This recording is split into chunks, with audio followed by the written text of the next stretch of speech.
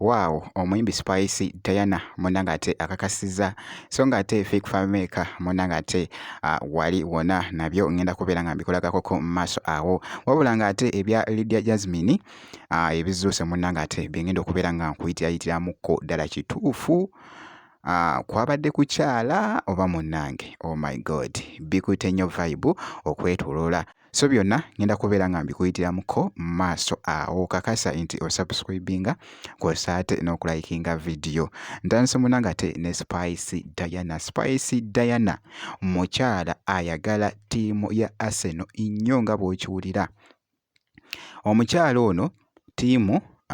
yabadde esamba kw'ossa ne ttiimu endala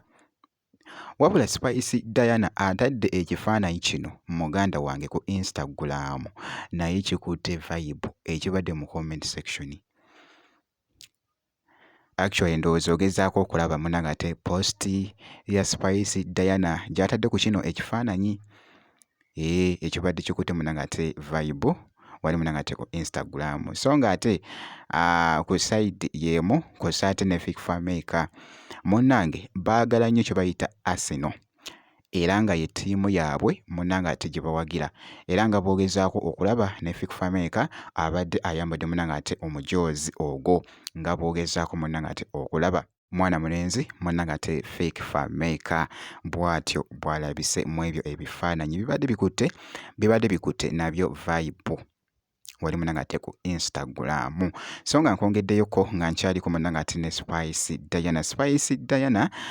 munnange management ye agyongeddemu era ng'agiggumizza muganda wange kaakati nno mu katambi kano avuddeyo ali mu kuyigiriza munnange ate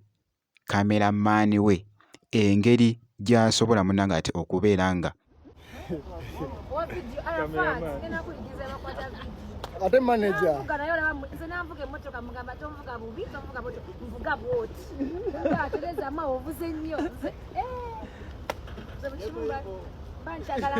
ate manager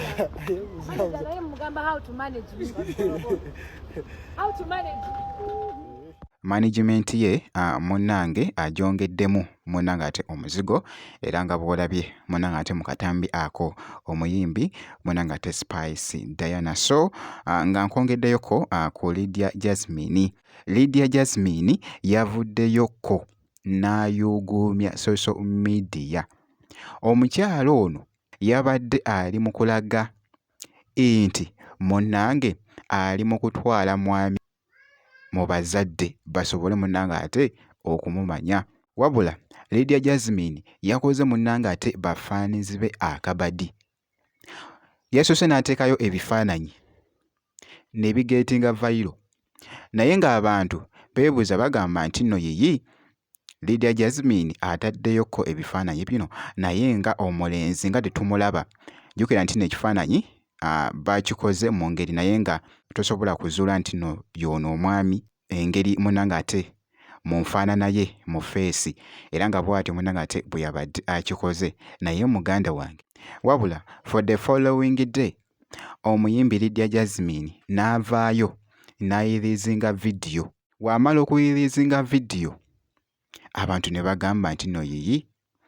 ki ekigenda mu maaso naye nga munnange waliwo okubeera nga ddala kituufu nga yabadde vidiyo yes naye ng'ate mwami we nga baakoze munnange ate oluyimba naye ate nga mwami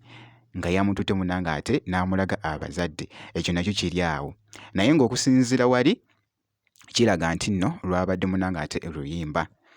byonna munnange ate ebinaasingawo tujja kubeera nga tubikutegeeza naye nga munnange byebyo ebifaananyi bya Lydia Jasmine kw'ossa ate munnange ate n'omwami oyo nga bw'ogezaako munnange ate okulaba omukyala ayugumiza social media abantu nga congratulations zifuuse congratulations mu comment section naye muganda wange so bwekityo munnange ate bwekitambudde